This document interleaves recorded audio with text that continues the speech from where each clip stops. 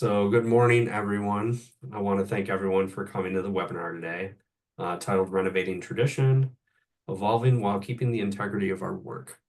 Today's webinar is sponsored by the Glucuho Contemporary Issues Committee from Eastern Michigan University. My name is Tim Nichols, he, him pronouns, and I am the Glucuho Technology Coordinator and your technology moderator for today's webinar. Before we begin, I'd like to go over a few housekeeping items with you to maximize your learning for the session. To ask questions, please type in the Q&A section found at the bottom of your screen. The presenter or one of the moderators will answer those questions as quickly as possible. We want to make sure that there's enough time to cover all the materials. Should you experience any problems, please type in the chat box, and we will, of course, work to assist you.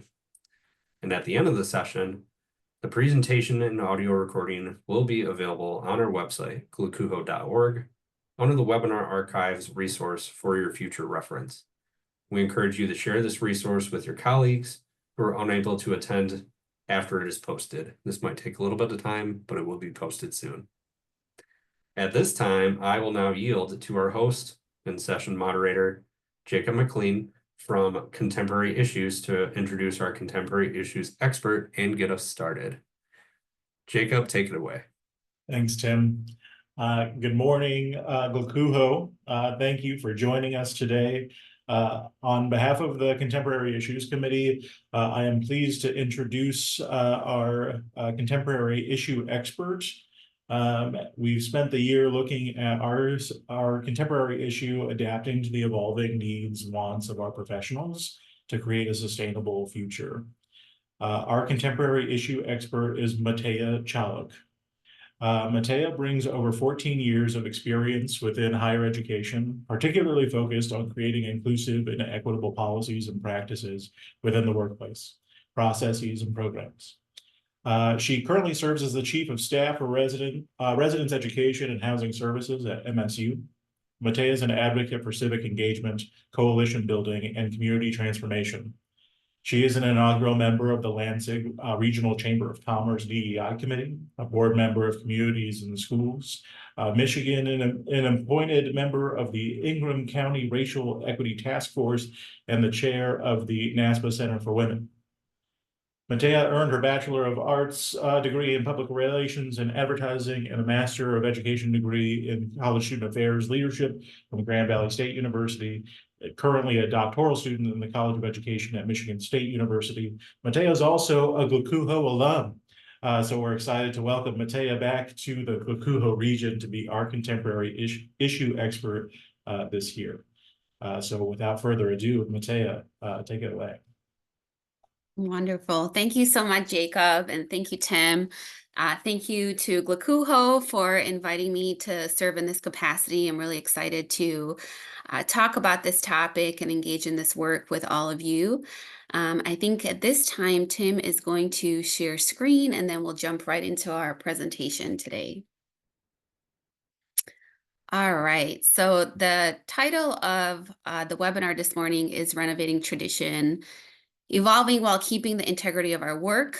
The integrity of our work really being centered around the students that we serve. So the purposefully chosen photo here of a student graduating is really the integrity of our work in housing and residence life, is to provide opportunities for students to have a safe place to study, learn, and lead, right? And so now we're going to talk a little bit about how do we renovate some of this work within our field, as opposed to something that we might consider change, right? Oftentimes when people talk about change, it's this big thing that we're undertaking, whereas renovating something may feel a little bit smaller, but still important.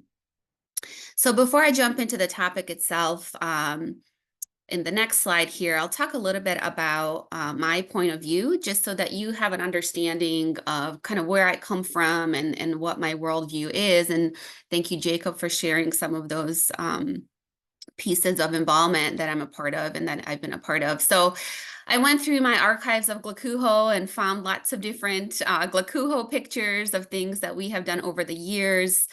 I have really been impressed with the work that the association continues to do and the way that the association pivots and flexes to really accommodate the needs of our professionals across the region. So my point of view and my identities here on the screen, really coming from this lens of being international individual who, over the last 25 years has lived in the United States. So when I think about change, when I think about renovation, when I think about centering people, it comes from this lens of understanding kind of this worldview of how people come into our spaces and how humans are complex. So when we think about our staff, we really have to consider all of these various identities that folks bring into the space. Um, so my entire life, has really been about change. And so I've gotten really comfortable with change. So as this topic, the contemporary issue for this year was chosen, I really thought about how my entire life and the way that I do my work is centered around adapting, right? Adapting to this evolving change, whether it's for my personal self, my family, or the workplace. And I really want to tell you particularly of this list about my role as the chief of staff. So this is an inaugural role within our institution in residence education. You may have heard of this position at the president's office level or other fields. But really having this opportunity to lead the work around our strategic planning, all around team culture, assessment, and some of these pieces that I'll talk about here today. And so within this role, I've really taken an interest into looking at what other fields do and what are some best practices and strategies in other fields that we can pull in and adapt in housing and residence life. So I'll talk about some of those throughout this presentation here today as well. So before we start, here in the next slide, if we could just take a moment, if you can share in the chat, if you feel comfortable in doing so, I'd love to know who's here. I really like to have a conversation based on understanding who's in the audience so that I can hopefully help with highlighting points that will resonate with you. So if you could take a moment and share your name, your pronouns, and your institution and role if you feel comfortable. We'll just take a moment here and I'll look over in the chat just to see who is here with us today. And someone says, looks like the chat is disabled. So perhaps we could put it in the Q&A. Let's try that. We will improvise. This conversation is about adapting. So if you don't mind using the question and answer function and then typing in some pieces of this introduction, that would be wonderful. All right. Thank you, Jackie. So looks like that's working. Hi, Connie. Great to virtually imagine that you're here because I can't see you. So thank you for being here. Wonderful. Hi, Demetrius. All right. Lots of wonderful Ricks here. Thank you so much. Hi, Jeremy, Benuel, Paul. Hi, Nicholas, Angel. Thank you so much. Thank you, everyone, for putting that information there. It just feels like we're a little bit more connected when I know who's out there in the world of webinar life. So thank you for that. So we'll jump right over into our next slide, which is our learning outcomes and things that I hope that we can cover today within our short amount of time. So a couple of things are around understanding why renovation is necessary. This is probably one where the majority of people here today will say, yeah, of course, we know that we need to be doing this. So we'll talk a little bit about the why, identifying opportunities for renovation, and we'll talk about 3 strategies for renovation. I really wanted to utilize the time today in the webinar to just talk a little bit about this topic and then really get into it at the conference. And then the last piece here is to consider implication and the complexities of renovation. So our next slide here, and as I mentioned, I do a lot of kind of research outside of higher education. And this quote really resonated with me for this topic. And Rich King is an entrepreneur and he's a founder of multiple worldwide companies, right? And he says the fastest way to fail, we've always done it this way, right? And if we were here in the room together, I'd have you raise your hand. How many times have we heard this? How many times have we actually said this perhaps, right? because we kind of hold on to this tradition. All right, we've always done it this way. This is how it has to be. So, and you can go to the next slide, Tim. So this kind of brings in our topic for today, right? Adapting to the evolving needs and wants of our professionals to create a sustainable future. We can't hold on to, we've always done it this way, right? So if we want to continue to be successful, to be able to recruit people who are going to do the work necessary to support our students, we have to be able to renovate. We have to be able to evolve. So in the presentations that I do, I always like to pull the actual definition, right? So renovate is to restore. So restore something old, especially a building. So we talk about renovation when we think about housing and residence life in our physical spaces, and I'll talk more about this at the conference and perhaps how these two compare. But we don't necessarily talk about renovation when it comes to our culture, our staffing, and the morale within the work that we do. So this bottom part here says to restore to life, vigor, or activity, right? So kind of to revive, to bring something back. So when we renovate, we have to determine what stays and what goes, right? So what are the good parts of our organization that we should keep? And then what are the outdated parts that have to go? So in the next slide, I'll give you an example. So when you think about this old dresser, right? So we've gotten so used to in this kind of like materialistic world where something is outdated, we throw it away. So if we think about this picture here of this old dresser, it is a quality dresser, but it might not look so great in this picture, right? So what are some things that we can keep? So keeping the integrity of the structure of this dresser, but then being able to maybe paint it a different color, maybe to choose different hardware, to be creative, to be imaginative, to, in this case, go to Pinterest and look up things that, oh, how could this fit into my space? What are the things that I would want to do to renovate to make this appear a little bit more lively, back to that definition earlier, right? So we think about these older things that we have that we can renovate and change while keeping the integrity of that structure. So in the next slide, let's talk a little bit about why is renovation necessary in our field. And I just pulled a couple of headlines here, and one of them is actually from a recent issue of Trends. And as I read through the last multiple issues of Trends, this continues to come up, right? A lot of folks in the association are talking about this conversation of we need something different. We can't continue to function the way that we do currently. We know that student mental health continues to rise. But we also know that mental health amongst everyone continues to be a concern. So if we want our staff to be able to support our students, then we need to rethink and we need to renovate the culture that our staff are in for them to then be able to support our students, right? There's a couple of Facebook excerpts at the bottom, and it might look a little bit different to you. So my Facebook is actually in Bosnian, but it says anonymous member, right? Someone says, has anyone here ever pivoted from residence life to property management? While looking at jobs outside of higher ed, I noticed a few leasing manager, property manager jobs that align with most of the entry work that I did in university housing. So folks are leaving. We know this, right? Someone else says, I can't wait to leave. I can't wait to leave residence life. I feel so very miserable. And I know that other people have been here before too. So how do I cope, right? So we see these stories, we feel these stories, we live these stories. Some of our staff and some of you on this call are like, yeah, absolutely, I feel that way myself. So why is it necessary in our field to think about renovating our traditions? It's because of this, right? Again, these are just a couple of things that I posted into this webinar, but there's so many other stories and narratives that we're experiencing right now in this moment. So this is a necessary time for us to really sit down and consider what can we do to renovate the traditions within our departments.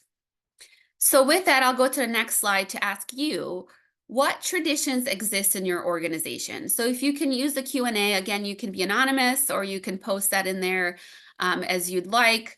what traditions exist in your organization, right? So what is something that you all do currently that you're like, yep, we've just been doing this for years, and this is just how we do it here on our campus. What are some of those things, if you can post them in the chat?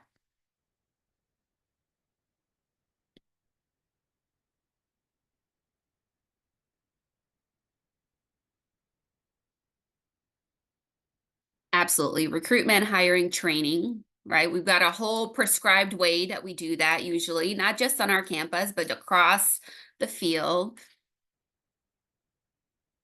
Yes, being on call, just regular. Here's how we've done it. We've done it the same way. We've just used different technology to do it, basically, right? We started out with perhaps some places, walkie-talkies, pagers. Now we have iPhones, but we still have this same tradition of how we do on call.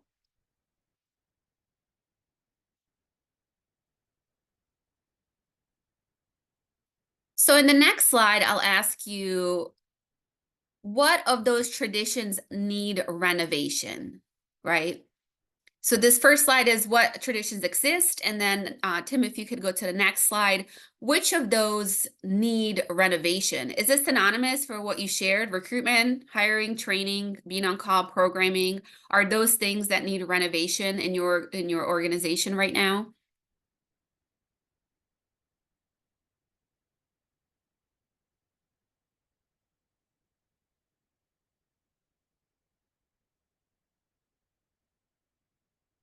Yes, move in, opening, how we get students their keys to their new rooms. Yep, across the field, right? Some other things that I'll add as well, and this, everyone loves this one, right? Meetings, right? We've done meetings the same way. Housing assignments and selection usually are things that we're like, yep, that's how we do assignments here. This is what we do. Yeah, someone says my department is stuck in 1998. Absolutely, right? These are some things that we're like, okay, let's bring this up to 2024, perhaps even 2025 and further. Work arrangements, right? These are things that are traditional. If you work in residence life in particular, someone said the being on call piece, being available 24/7. If you work in facilities, or even if you work in central administration, these are just things that we do. So they are the ways that we function. Someone says, I think the way that we support student affairs, or excuse me, student staff members need to be renovated. I think the coursework and world is different. Absolutely. Like this whole piece around student staff, whether it's your RAs, your desk assistants, your facilities workers. I mean, again, the same thing that we continue to do because it feels comfortable, even though we know we should be doing it differently, but we keep doing it because it's something that feels comfortable. And perhaps we don't necessarily have time to jump in and renovate it.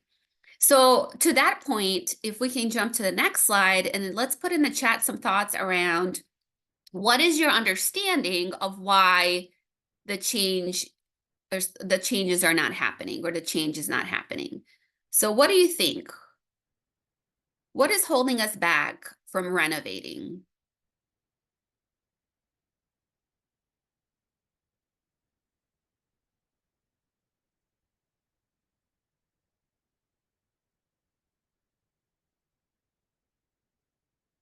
Yep, so understanding and forecasting student needs and enrollment. Upper administration don't see the value in change. There's a lack of resources. Comfortability knowing the current plan, absolutely. Same sentiment here. People are comfortable with what they know, scared to fail, not seeing the importance of changing. Yeah, and I really want to underscore this piece about scared to fail. So if we want something different, we have to try something different, right? Doing the same thing over and over and expecting a change is never going to happen, right? Unless the whole entire social construct of how we live as humans changes. If we're doing the same thing, it's not going to change. So being scared to fail because of institutional constraints of how we may be perceived, or maybe the real constraints of perhaps job loss. So that is a real concern, but I think we have to kind of sometimes live in that middle of being able to justify that it's okay to fail, right, in order to make some of these changes. Someone says, I think change is not happening to budget cuts. I also think it's lack of support from leadership, lack of making time to think through how something should be done differently. Absolutely. I think that's a big piece here, and I'll talk about that a little bit later as well. Because we're doing day-to-day operations, because we are quote unquote putting out fires, or maybe sometimes real fires, there's this real piece around not having the time to actually sit down and think about renovation and what we need to do. Inertia, administrative tasks and expectations, uncomfortability of change, and lack of available time and commitment to make changes, lack of bandwidth to facilitate the change, admin saying you can do more with less, right? These are all real things. And I think about, some of these main kind of threads as you all are sharing this campus politics, right? It's not happening because there's so many moving pieces. And when we work with human beings and the complexity of understanding who thinks in which way and what decisions people are going to make and why they are doing specific things that they are doing, it's related to these campus politics, right? There's this perception sometimes it's reality, sometimes it's perception about leadership and how leadership is resistant to change. Certainly outdated policies. Someone said, my department is stuck in 1998. There may be some policies that need renovation. We may need to look at how we actually do the work that we do and what it means. And one that I think about is, dress codes. Why do we have dress codes, and how is that inequitable, and how is that actually preventing people to be able to be successful within their workplace, unless of course for safety reasons that there's a uniform. And then the big piece that you all mentioned is there's no time to address these issues. So what are some ways that we can find time to do this? And at the end of the day, based on your comments, and the reality is that we cannot get away from is that our work must change. So this isn't something that we're like, oh, maybe when we get to it, we must do this. It's really urgent that we do this. And I think that the pandemic really gave us a hard push to reconsider our work. And so how many institutions had to switch to a whole different way of functioning, do that for a year or two, and then we're asked or self-imposed to go back, quote unquote, to the ways that we do things, right?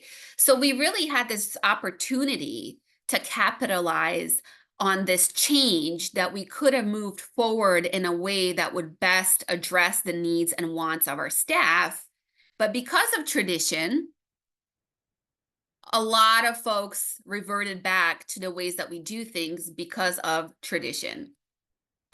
So I think that we can consider these different ways that we perhaps self-impose, and then the ways that the institution or other moving pieces impose these barriers for us to change, right? And there's a difference to me between tradition and integrity.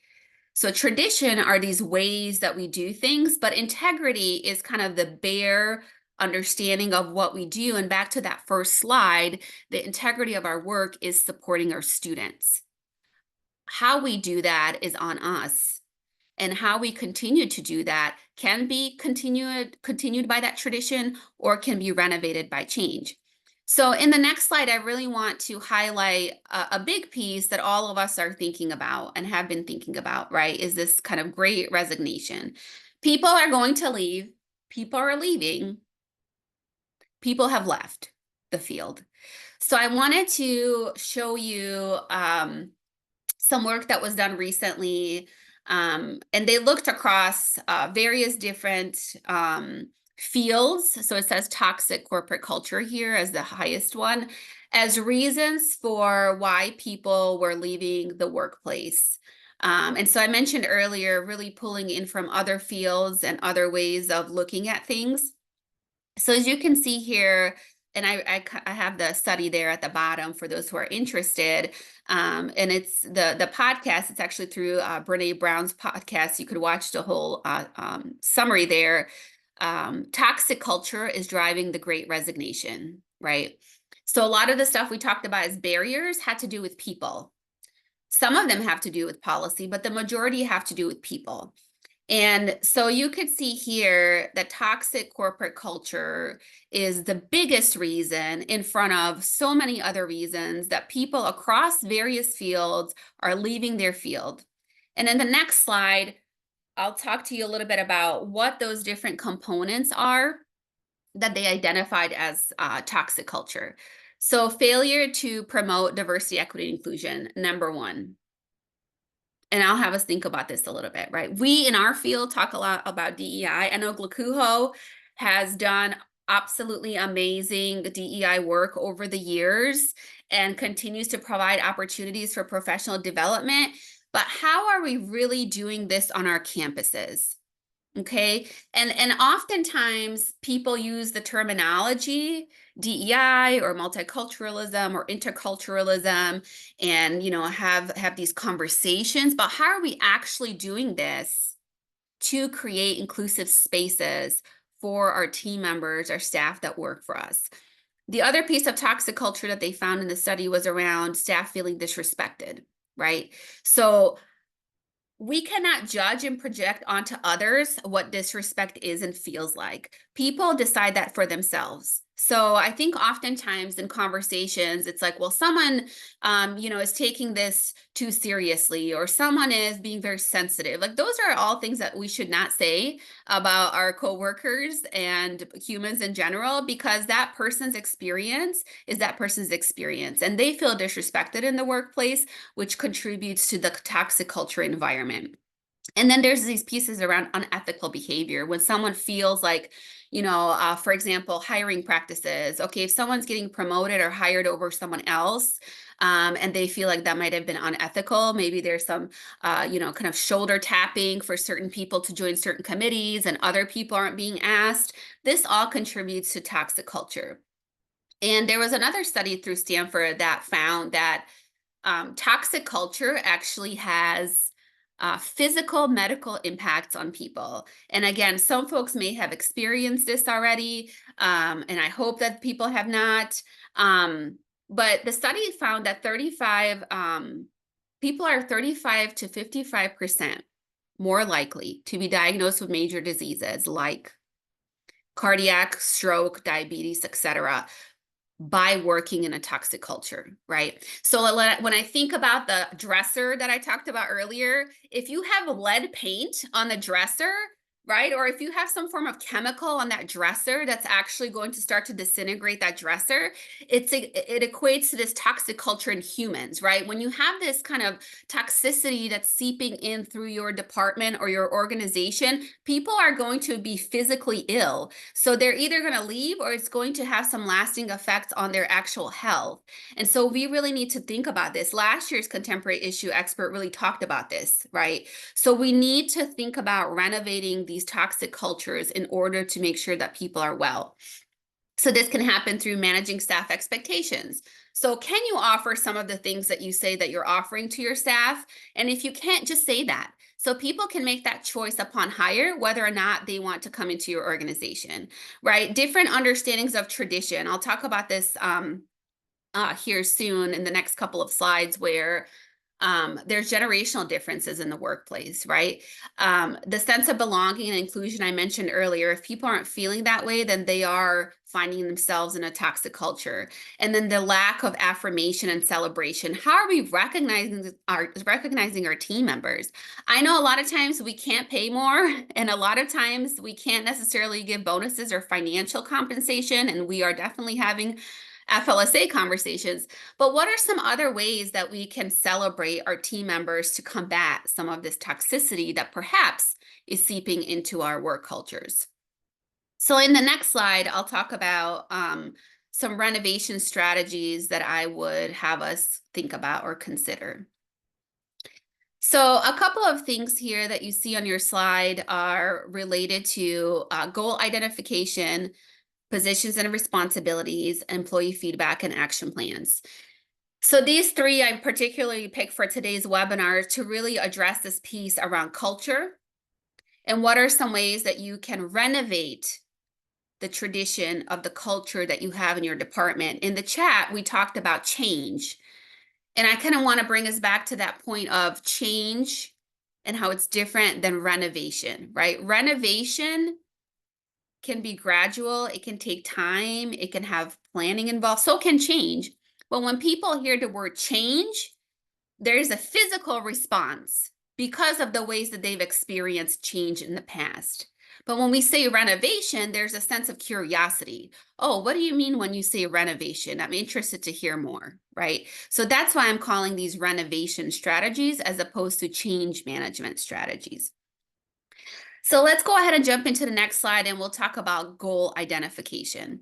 And the goal identification piece for me was very particular to this latter part of the contemporary issue topic, which is to create a sustainable future. So in order for us to create a sustainable future, we have to really understand who we are today.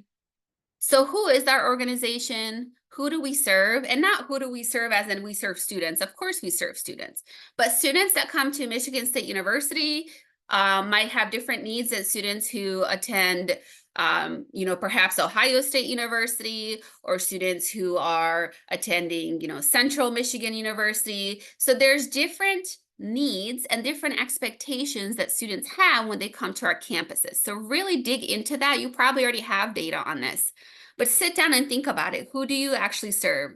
How do you provide value to your students?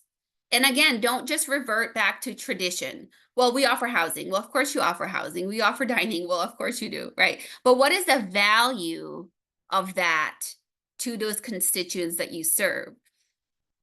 Then we get into your mission. Is your mission clear? Do you have a written plan? This really speaks to your staff. So when you're hiring staff, like I mentioned earlier, they need to really understand who you are, who do you serve, what is your mission? Do you actually do what you say you're going to do through that mission? And this is a great time to sit down and reconsider, is our mission still our mission? With the evolving needs of students, with the evolving needs of staff. The other piece is this last bullet point, what are you good at? So what are you really good at? When campus partners look to you, what do they see? Is it that you're a great problem solver, that you can do all the things? Is it that you have outstanding facilities and that people love to book space in your buildings? Or what is it? Is it that you have really great staff who love to collaborate across campus with everyone on various projects? What are you good at? And how do you identify? These are all things that we're all like thinking in our brains about, but as you all said in the chat earlier, we don't have the time to sit down and do it. Well, we have to make time. We have to make the time. If we don't make the time, then guess what? We're going to continue to be in this cycle. So we have to make sure that we are taking the opportunity to identify what our goals are. So just like I'm going to go back to the dresser, right? I talked about, oh, I'm going to go renovate my dresser and look at Pinterest. Sit down and ideate, right? Who are we? What do we do? And you've done this probably, and you're like, of course, Matea, like we know that we're supposed to be doing that, but do that. So do that in 2024 to think about 2025, to think about 2030, 2040. What does the future look like, and how do you identify the goals of the things that you're going to be doing to make sure that you are not only addressing the needs of your students, but addressing the needs of your staff?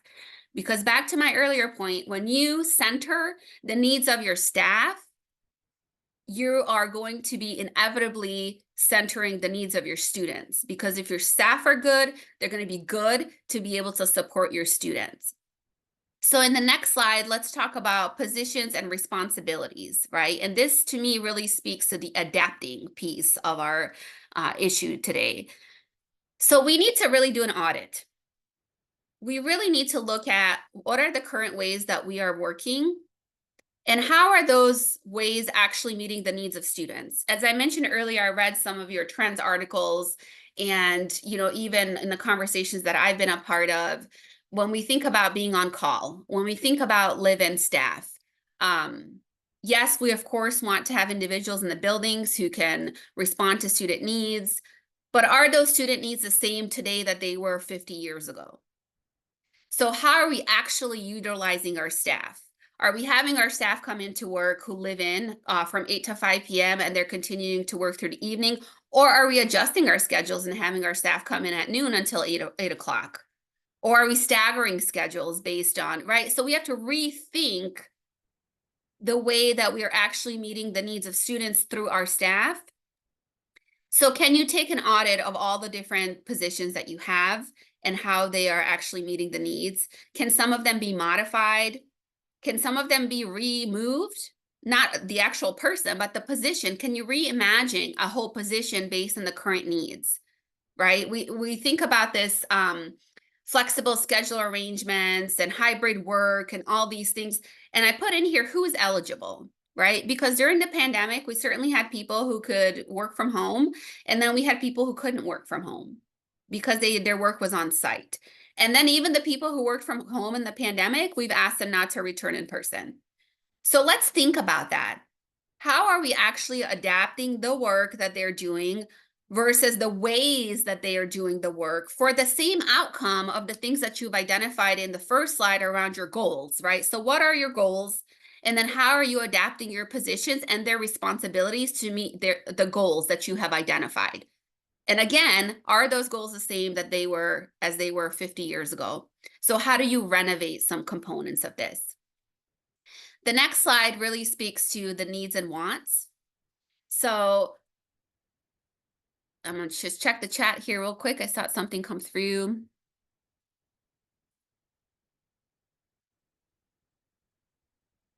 Oh, and I think it went away. So I apologize if you had something in there for me. So in this employee feedback and action plan speaks to the needs and wants. And I really want to focus on this, right? So we have the goals, we kind of have reviewing some of our positions, but what do people actually want? So when we say adapting to the evolving needs and wants of our professionals to create sustainable future, and this means different things for everyone. But in order for us to understand the needs and wants of individuals that come to our campus, in our campus makeup, addressing our student needs, we need to understand what do these individuals actually want. So demographic data, I hope that everyone has an opportunity to track that, right? It might be through your HR department. You may be keeping track of this. Who are you hiring? How are you recruiting folks? I think, the days of us just posting to higher ed jobs or posting to a specific website are behind us. We have to be very intentional about how we are recruiting individuals, who we are recruiting for the type of work that we need them to do.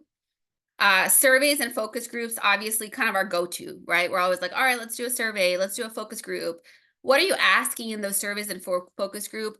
Are you doing a work environment survey with your staff to understand their needs, to understand how they feel, to create an anonymous opportunity to be able to give you feedback? Because a lot of our staff goes back to a comment someone else made, right? There's this real fear. So they might not actually tell you how they're feeling. And it goes back to quiet quitting, right? It goes back to, I'm just tired of this. So create opportunities where staff can give you real, authentic feedback. And there's this piece that I really love in a book that I read. The book is actually called Street Data, but it's about street data. It's about data that you already have. It's about things that you already know about your staff. And so how do you kind of start those as seeds to be planting and understanding what are the wants and needs of my staff, and then dig deeper through those focus groups and surveys, and really get into how do I know this information, and have I created an environment where people would give me honest feedback? And then in the next slide, as we think about these different strategies, I really want to center this piece that between these tangible actions of what you could do, there are real feelings and emotions and experiences and identities. So this isn't just, later I will show you a checklist, but this isn't just a checklist of here's what we do and we move on. We have to be very invested into the fact that people are going to feel some type of way going through this renovation, right? So here's a quote: people have feelings too, especially when change is involved. And left unattended, those feelings can stymie even the most talented leaders and sensible plans. So you can have wonderful, amazing plans, but if folks don't feel cared for, those plans are not going to happen. So here in the next slide, yours truly, the president, he talks about this. We must decipher what practices are harmful or no longer helpful, then resign those practices to history as we adapt our field to be more responsive to our practitioners' professional, emotional, and physical well-being, right? So the president of GLACUHO is calling for us to do renovation. right? So he's saying, let's put away all the things that are harmful, no longer helpful, the things that we don't need in order to reach our goals, and let's really adapt to looking into what does our staff need to be successful professionally, emotionally, and physically. So just real quick in the chat, in the next slide, I'm going to ask you, out of the 3 things that I mentioned, what do you think would be a focus for your organization right now? So 1, 2, or 3, do you think you need to work on identifying your goals in 2024? Do you think that you need to start with positions and responsibilities? Or do you really need to get into your employee feedback and creating some action plans? What thoughts do you have here? Number 2, okay, positions and responsibilities, absolutely.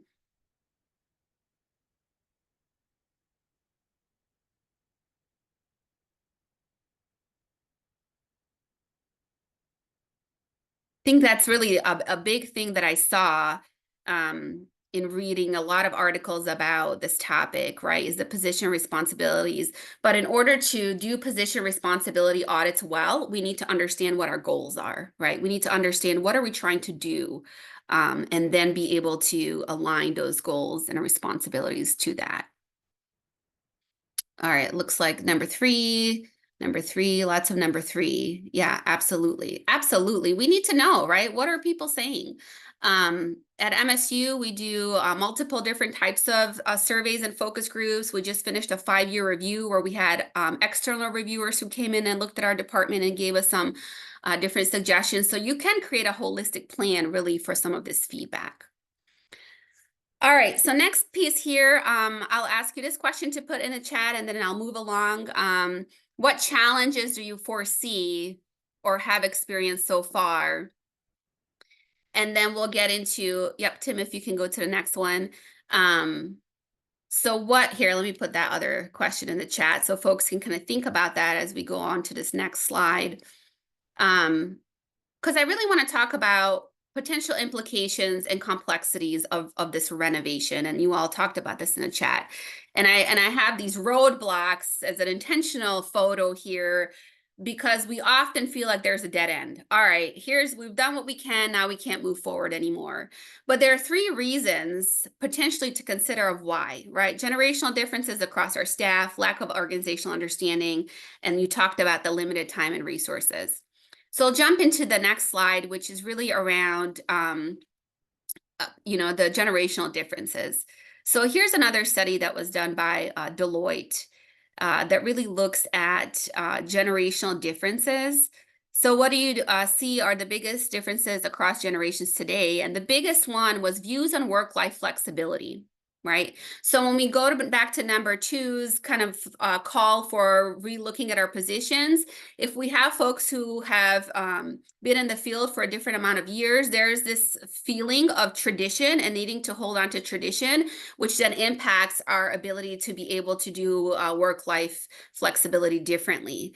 And then you have these expectations of loyalty and job security, and then expectations of advancement. But the big piece there is the work-life flexibility. So we need to be cognizant of the fact that changing work schedules and work arrangements means different things for different people. So back to my comment about care and compassion and how do we do that in a human-centered way would be a really important piece. The next one here is organizational challenges. And this one speaks particularly to the campus community. So Tim, if you could go to the next slide. We really need to be able to tell our story to constituents across the institution and what is the value that we add to the student experience. Because if we are trying to renovate some of these pieces that in our campus partners or campus administration's minds have been a part of the tradition of that institution, it's going to be really difficult. So we need to grapple with that and what does that look like and what does that mean? And the other big piece here is internal organizational challenges and being able to, back to generational, right? People across different generations being able to coach and mentor and teach more junior staff about campus politics and ways that we can move through to be able to renovate. Because sometimes, as I was a young entry-level person who was really passionate about change, I'm like, no, we got to get this done tomorrow. We got to get through it. This is not great. But then I've come to learn campus politics and different ways that I have to go about some things to make them happen. So let's take also some time back to Jeremy's call for us about professional development for staff in teaching and mentoring staff to be able to navigate these institutional politics.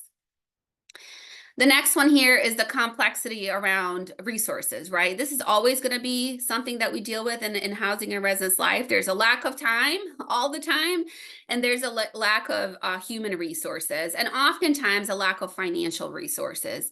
So we need to be able to really assign folks who can lead this work and not start the work and not be able to return to the work, right? So there's another piece here that we can think about around resources, is really being intentional about utilizing folks. For me on my campus, this chief of staff position is a resource, was hired to be that resource to be able to move forward through change and renovation. And then I'll get into the kind of last slide here for us to think about. And I mentioned a checklist, right? So here are some things for you to consider as we move forward from this conversation today, right? So go back to your campus and check on the clarity of your values. I'm not saying go and undertake this huge thing, but just what are your values? Do people even know? What is your mission? If you ask staff, if you ask some student employees, do they even know, right? So the clarity on what are your values. Take a moment to imagine a future. And I didn't put the future here, I put a future. What is a future for your department when it comes to the needs and wants of your staff? What do you imagine? What do you see in order for them to be able to support students? Collect and code data, okay? So if you already have data, something that I did is I went through and we had a whole inventory sheet of all the data points of surveys, demographic information, ways that we collect data in the department. And I think we had 30 or 40 different things on that spreadsheet, right? So what are the different ways that you already have access to data? And then how do you code that data into themes to better understand what's going on your campus? So not necessarily having to undertake into a whole new assessment process, but what do you already have available to you, not only in your department, but across the institution through enrollment, through admissions, through some other partners. And then auditing those student needs on your campus. I talked about that earlier. Do you give a survey to your students? At Michigan State, we do a student experience survey that actually, I think, launched on Wednesday this week. And there are multiple questions on there that we ask them about their student experience, lots of things about the residence halls. We ask about work orders. We ask about interactions with RAs. We ask about safety, right? So those are all the things that we want to know from our students. And it's an annual survey that we send out to be able to assess the needs of our students, to then be able to work through that with our staff. I talked about reviewing job descriptions. And then understanding what resources do you have in-house? What are things you can just make happen? If you had the time capacity, carving out the time capacity versus organizational, right? What are things that we can't really move until we either get permission or put in on a proposal or change in terms of some of this renovation? So using these different components, make a renovation list. So make a list of things that you feel like, all right, here are the things that we can renovate. It doesn't feel like change. We're not flipping over a whole new page, but we're just kind of renovating a little bit, changing it to be a little bit more modern to be able to address the needs of our staff. And then finally, create a phased, people-centered approach, okay? This is not going to happen overnight, but please make your renovation people-centered, okay? The students, the financial pieces, all of these things are things that we often can't change, but what we can change and what we have control over is to be people-centered in our approach to addressing the needs and wants of our staff. And then finally, the slide I have for you here is just a question, right? Who are we waiting for? I think that the majority of people, I think there was another study by Deloitte that was done. It says Gen Z and millennials are ready to change in the workplace, to lead change in the workplace, right? And this study was particular to Gen Z and millennials. So rather than just going anywhere, right? Right now we're just going anywhere because we have to do our day-to-day operations. Let's switch our mindset to renovation so we can get somewhere. So we can create a goal of going somewhere as opposed to just going anywhere and hoping that we make it there, right? So with that, my last slide here is just a slide of gratitude. So thank you so much for this opportunity to talk with all of you. I will review the chat. If you can take a moment to scan that QR code, if you do have a mobile device, I would appreciate it. There's just 3 questions in there. I'd love your feedback to be able to understand kind of where you are on this topic and any takeaways that you may have gotten from this conversation today. So thank you all again so much, and I will turn it over to Jacob if folks have any questions.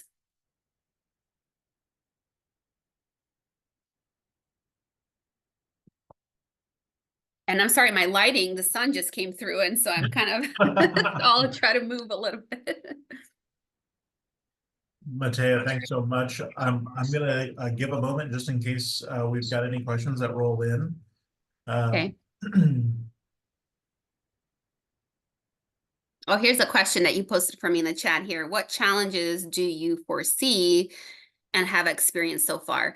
I think for me, the reason why I'm really passionate about this topic of renovating tradition is a direct answer to this question, right? Like there are individuals who have been at the institution for a really long time. They're used to doing things a certain way. And how do I honor those things that they do, but still work through to have a better understanding of where we are today and the needs of today? Because there's almost like a grieving process for people, right? Like I don't want to give something up that I created, that I'm used to doing, that I'm in a routine, right? Like there's lots of projects people on this call probably created and you love it. You're like, this was a great idea.